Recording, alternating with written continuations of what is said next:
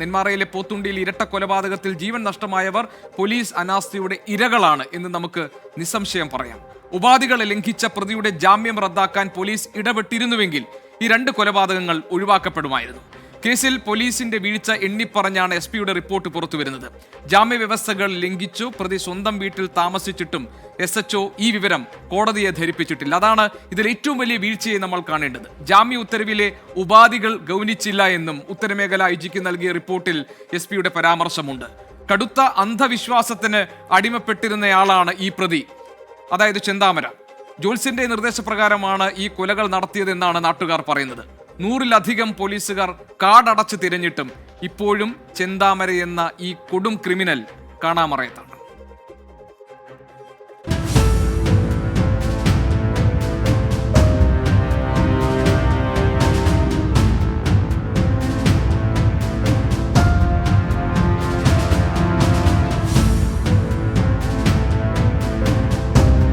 ഒരു ഭാഗത്ത് വലിയ വിദ്യാഭ്യാസമില്ലാത്ത എന്നാൽ ക്രിമിനൽ ബുദ്ധി ആവോളമുള്ള പ്രതി, ഇപ്പുറത്ത് 100-ലധികം പോലീസുകാർ, നാട്ടുകാർ.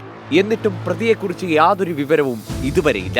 സുധാകരന്റെ മക്കളുടെ, അയൽവാസികളുടെ, നാട്ടുകാരുടെ ഇവരുടെയൊക്കെ പരാതികൾ ഒരു തവണയെങ്കിലും പോലീസ് കേട്ടിരുന്നെങ്കിൽ ഒഴിവാക്കാമായിരുന്നു ഈ അരും കൊലകൾ. അവരൊന്ന് ശക്തമായിട്ട് ആക്ഷൻ എടുത്താണെങ്കിൽ അച്ഛനുണ്ടാവുമായിരുന്നു. അച്ഛൻ പോലുമില്ല. അമ്മ മരിച്ചെടുക്കുമ്പോഴേ അവർ എല്ലാം റെഡിയാക്കാം, ഇനി ഒന്നും ഇതാക്കാന്ന് പറയും. ഇപ്പം എല്ലാം പോയില്ല. പോലീസ് തന്നെയാണ് അവർ ഒരു ആക്ഷൻ എടുത്താണെങ്കിൽ അച്ഛനും ഇവിടെ ഉണ്ടാവില്ല. ഞാൻ അച്ഛൻ എപ്പോൾ വരുമ്പോഴും ഞാൻ അച്ഛൻ്റെ കൂടെ പോണതാണ്. ഇന്നലെ ഈ ഞായറാഴ്ച പോയിട്ടില്ല. ഞാനും പോയതാണെങ്കിൽ ഇതന്നെയല്ല എൻ്റെ അവസ്ഥ. ജാമ്യോപാധികൾ ലംഘിച്ചിട്ടും നെന്മാറയിൽ കറങ്ങി നടന്ന പ്രതിക്കെതിരെ ചെറുവിരൽ അനക്കാൻ പോലും പോലീസിനായില്ല.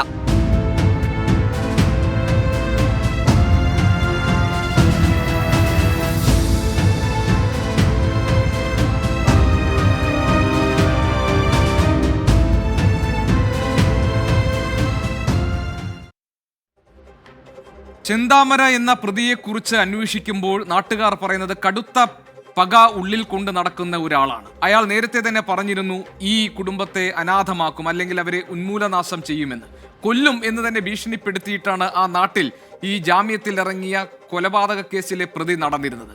മാത്രമല്ല ചെന്താമര ഒരു കടുത്ത അന്ധവിശ്വാസി കൂടിയാണ് എന്ന് നാട്ടുകാർ സാക്ഷ്യപ്പെടുത്തുന്നുണ്ട്. കൊലപാതകത്തിന് പിന്നിലും ചെന്താമരയുടെ ഈ അന്ധവിശ്വാസങ്ങൾ ഉണ്ടായിരുന്നു എന്ന് വേണം നമ്മൾ കരുതാൻ. അതുകൊണ്ട് തന്നെ നാട്ടുകാർക്ക് പറയാനുള്ളത് ചെന്താമരയെക്കുറിച്ച് അന്ധവിശ്വാസത്തിന്റെ ഇരയായി മാറിയ ഇയാൾ ഈ കൊലപാതകത്തിലേക്ക് ചെന്നെത്തിപ്പെടാനുള്ള കാരണങ്ങൾ പലതുമാകാം എന്നാണ്.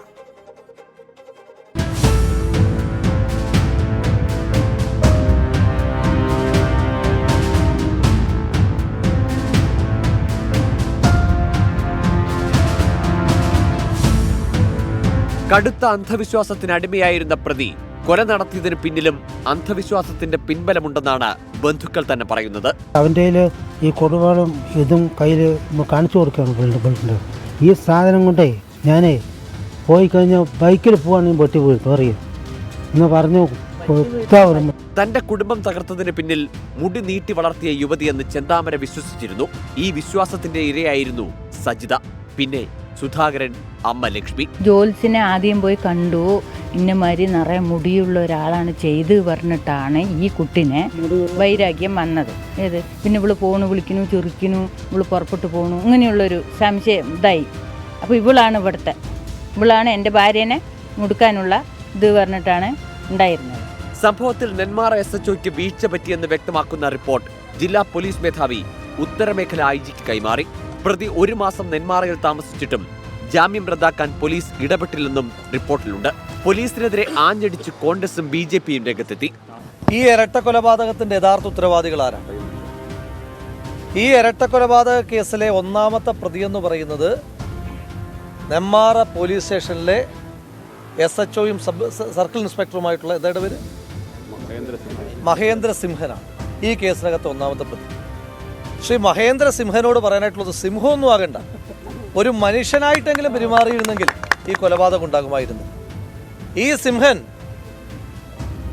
ഒരാഴ്ച മുൻപ് ചെന്താമര സ്റ്റേഷനിലേക്ക് വന്നപ്പോൾ മുയലിനേക്കാൾ അനുസരണയുള്ള ഒരു ജീവജാലമായ ചെന്താമരയുടെ അടുത്തേക്ക് ചെന്ന് ചെന്താമരയ്ക്ക് പറയാനുള്ള ആവലാതികളെല്ലാം കേട്ട് സല്യൂട്ട് അടിച്ചില്ല എന്ന് മാത്രമുള്ള ബാക്കി എല്ലാ വിധേയത്വത്തിലും തിരിച്ചകത്തേക്ക് കയറിപ്പോയതിൻ്റെ പരിണിത ഫലമായിട്ടാണ് അഖിലയ്ക്കും അതുല്യയ്ക്കും അവരുടെ അവശേഷിച്ചിരുന്ന അച്ഛനെ കൂടി നഷ്ടമാകുന്ന സാഹചര്യമുണ്ടായി.